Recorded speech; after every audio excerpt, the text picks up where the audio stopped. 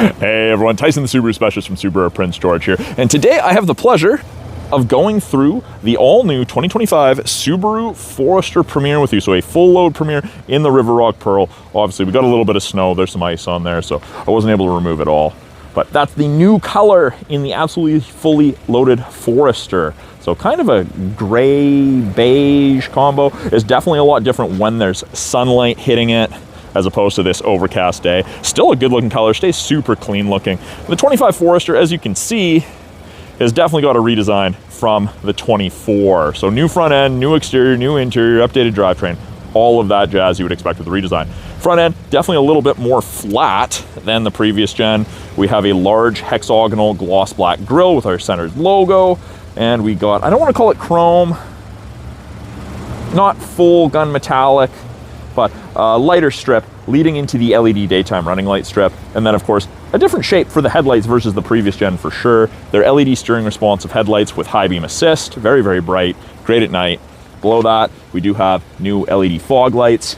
I quite like how they look at night when it's even a little darker. Wasn't a huge fan of them until they were lit up at night. I thought they looked great. We've got new hexagonal design language down at the front. There's even some hexagonal texture in there, which is nice. Just an aesthetics thing.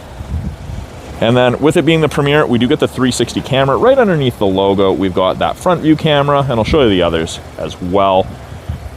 Still similar to the previous gen Forester in the fact it's still kind of boxy, but it's definitely a little different. Up front here, 19-inch wheels on the Premier. And of course we have the cladding a la Subaru around the wheel wells and along the bottom of the Forester in the highway areas. And plastic doesn't rust, that's why they've got that. Doesn't get all rock chipped up. We do have some functional vents there. The mirror cap, black painted with integrated turn signal. And underneath that, we do have part of our 360 camera right there, which is nice. So this is an elongated hexagon at the bottom there in gloss black. And of course, more hexagonal texture in it. Give you that whole side profile of it. Still that SUV boxy styling that we all know and love and would expect from a Forester. Still have 8.7 inches of minimum ground clearance, which is nice. That's more than your average half-ton pickup. They've increased the size of this rear window, the third window on both sides, so visibility is even better in the new Forester. Hard to believe, but it is. New taillights, Subaru on them, and we've got half a hexagon there. That wraps around, goes into this gloss black strip with Forester debossed underneath it and our logo all the way around to the other side with the other half of a hexagon. So, hexagonal design language all over. They've moved the all-wheel drive badge up top between the third window and the hatch. Fuel door, rear passenger side, driver door is unlocked, fuel door is unlocked, driver door is locked, fuel door is locked. Very, very handy. New rear bumper with the integrated reflectors. We do have backup sensors integrated into the rear bumper, and they will actually apply the brakes if it thinks you're going to hit something in reverse between speeds of 1 and 15 kilometers an hour. I get asked all the time about that. You can pop that off, and that's where you'll insert the eye bolt for recovery. You get one with each Subaru. Another hexagonal piece, and over here we've got the hexagonal piece with the exhaust cutout.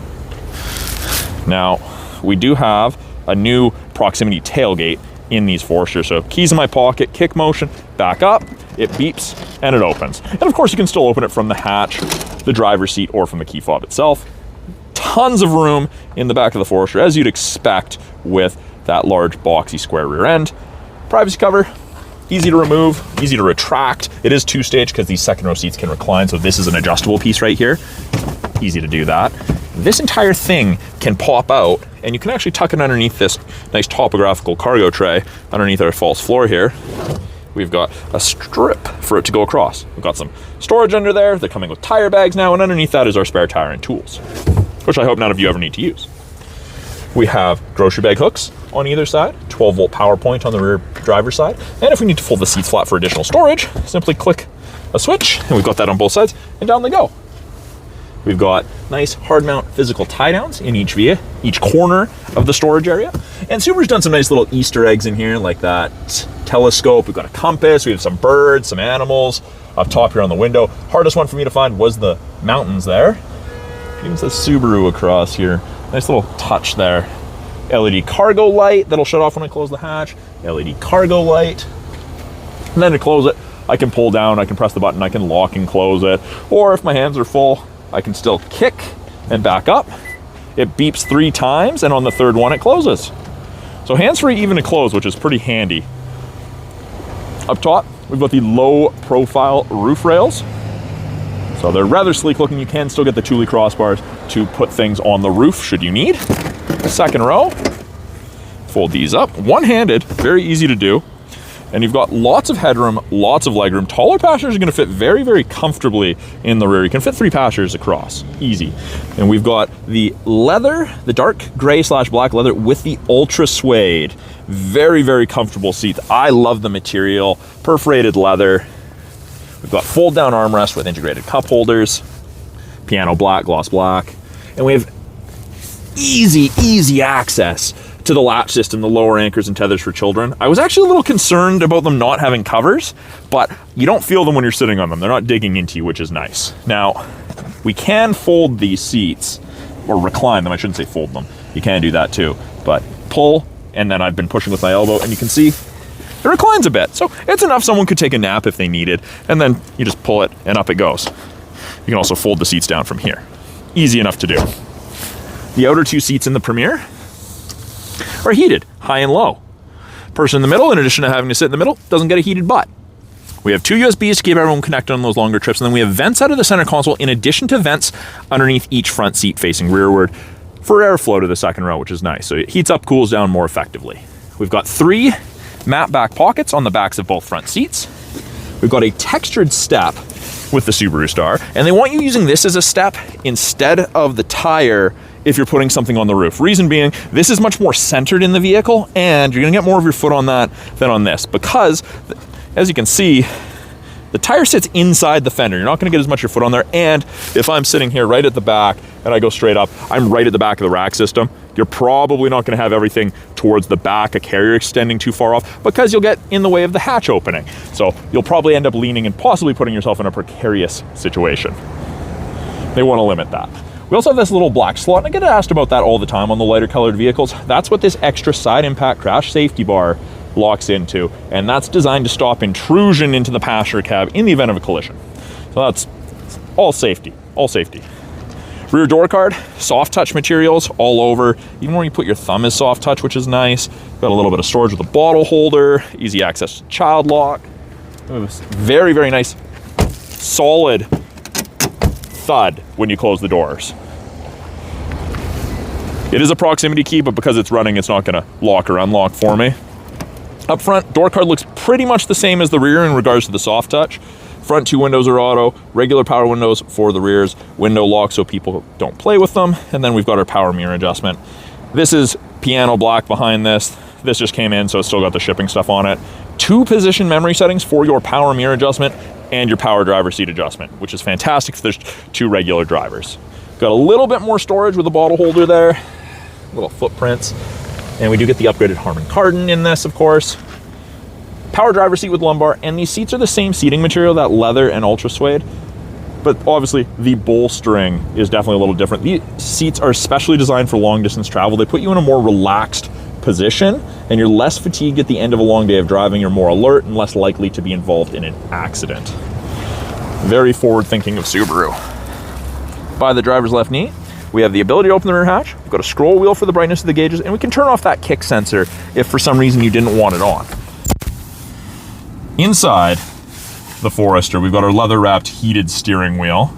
And when the heated steering wheel's on, you get that little orange light. It does not heat at the top here between the seats, just kind of where you're supposed to keep your hands, you know, safety first. Subaru's focus always. Left-hand side of the steering wheel, we have our Bluetooth and audio controls. You can make and take calls, hang up, accept, issue voice commands, or access Google Assistant or Siri, all from your hands. You can change the temperature just with your voice. You've got your volume control left to right, source switches from AM to FM to Bluetooth to USB, etc. You can switch between presets, and this used to be volume. That now changes our small little upper display. So we'll always have a digital speedometer in the center, but you can change the other information that we're looking at here. So depends what you want to look at, what info you need while you're driving.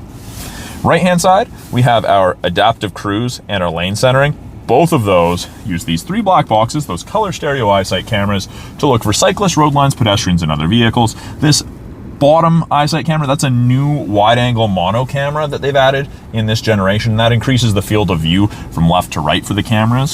So it picks up pedestrian, cyclist, road lines, all that much, much better. Actually, speaking of visibility, give you a quick shoulder check. Like, that third window is massive from where we're sitting here. Like, visibility in this is not bad in the slightest. Of course, that's going to depend how you sit. So that's also part of it. So when I turn on cruise, I get an image of the Forester there in the middle, and you'll notice there's 3 bars ahead of it, all the way up to 4. Now all the way down to 1. That is the follow distance behind the vehicle ahead of you that you will follow at if you catch up while using cruise control. So what I mean is, if you've set cruise to 100 kilometers an hour, those 3 bars down there will say 100 kilometers an hour, whatever speed you've set it to. And if it detects a vehicle ahead of you, it'll actually show a little image of a vehicle up there, which is nice. Lets you know 4 bars traveling at 100 kilometers an hour means you will follow at approximately 150 to 180 feet behind that vehicle. As they slow down, you'll slow down and get a little closer. If they speed up and exceed 100 kilometers an hour, you just go back to 100 kilometers an hour and off they go.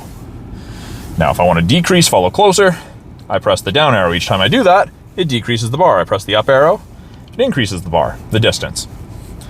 Lane centering, I get the image of the steering wheel, and when the cameras, the EyeSight cameras, can see the road lines on either side, whether that's one or both, those gray lines on either side of the Forester will illuminate white. So that's designed to work at above 60 kilometers an hour. And at that point, it'll give you gentle steering input to keep you centered in your lane, help take you through corners. Not hands-free driving. Don't drive with your hands off the wheel. It actually gets mad if there's no driver input, and it'll turn that portion of the system off. But you're way less fatigued after the end of a long day of driving using that and using the adaptive cruise. Now, if you don't like adaptive cruise, you just want to use traditional cruise, turn it on, press and hold the down arrow, and the bars are gone, and in the bottom left there, you get the traditional cruise control icon. So, best of both worlds there. And then same thing, press and turn it, hold, and it goes back to adaptive. We've got intelligent and sport driving modes. Intelligent is what it defaults to. Sport, you're going to go a little faster, sit at a little higher RPM for more spirited driving. We do have paddle shifters on the back of each side of the steering wheel. Upshift, downshift, we can manually select our gears with the automatic CVT. Bottom left of the steering column, we've got tilt and telescopic. So depending how you like to sit, you can adjust it for drivers of varying heights, leg, and arm lengths. Over here, you may have seen a little red light there.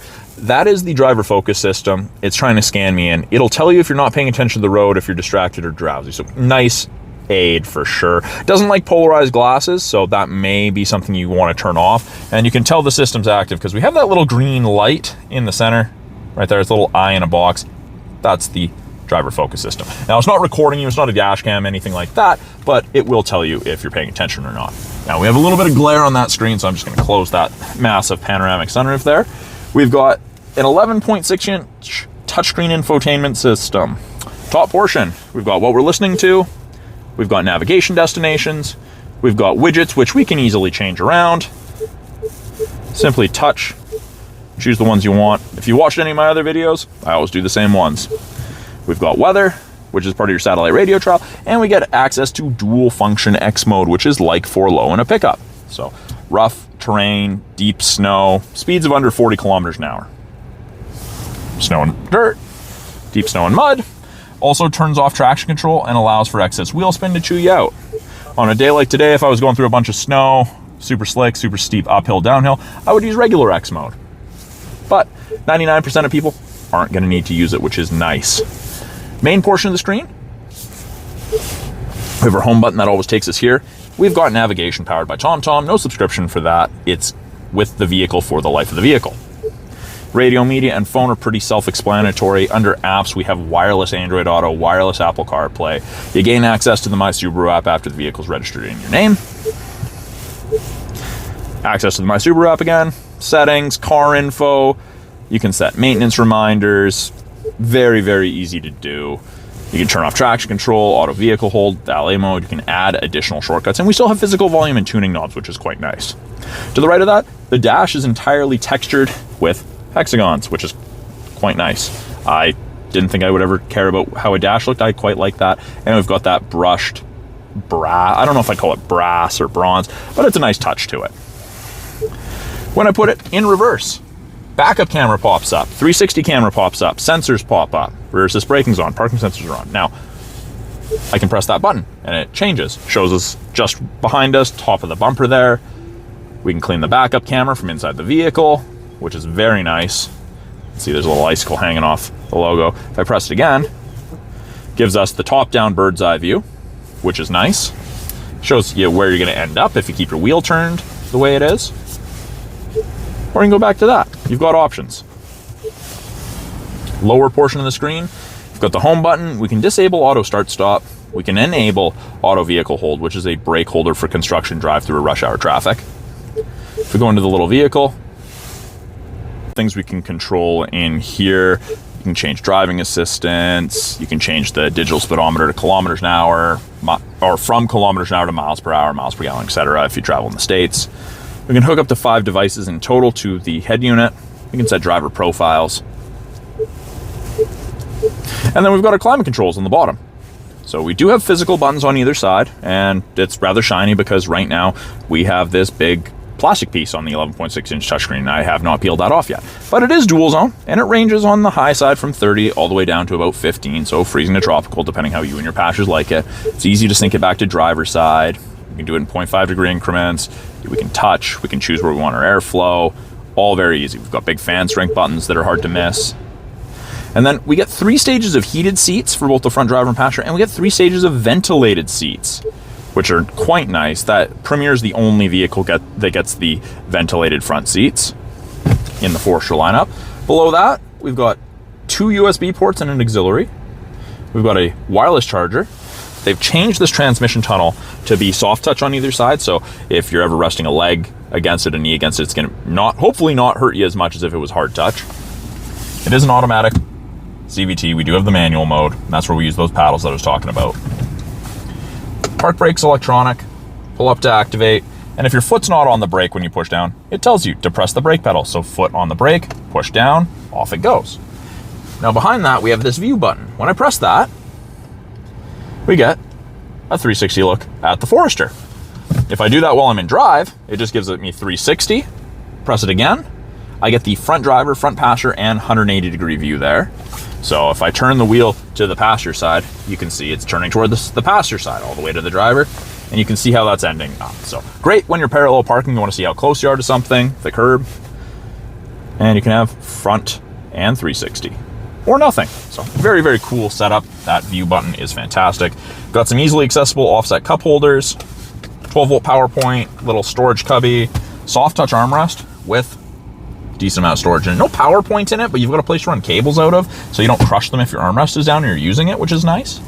My favorite feature ever, any vehicle, auto dimming rear view mirror. No switch to flick if someone's got their brights on behind you, just automatically dims. It's fantastic. Your side mirrors are also auto dimming, and they are tied to that. Now actually also on the side mirror, something I didn't point out, we've got that little nub in the middle, and that is your blind spot detection, and it's going to look like this. Orange on the corresponding side when someone's in your blind spot, or is going to be in your blind spot momentarily. Now that's not an excuse not to pay attention and shoulder check, but it is a nice aid for sure.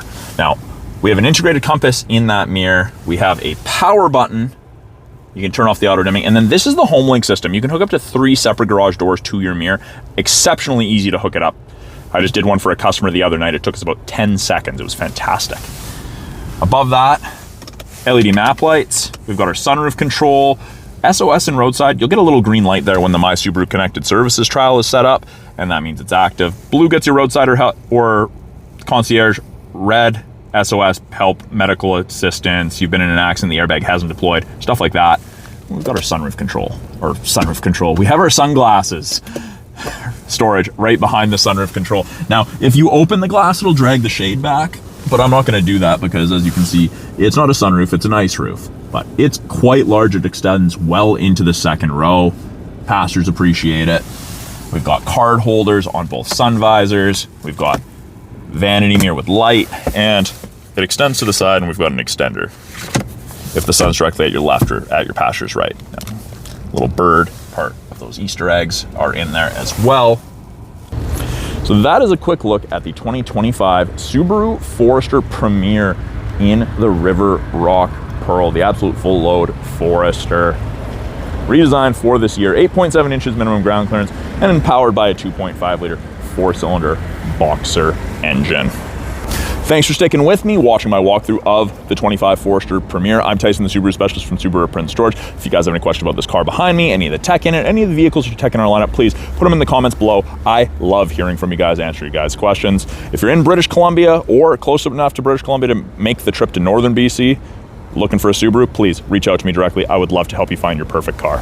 Thanks for watching. We'll talk soon.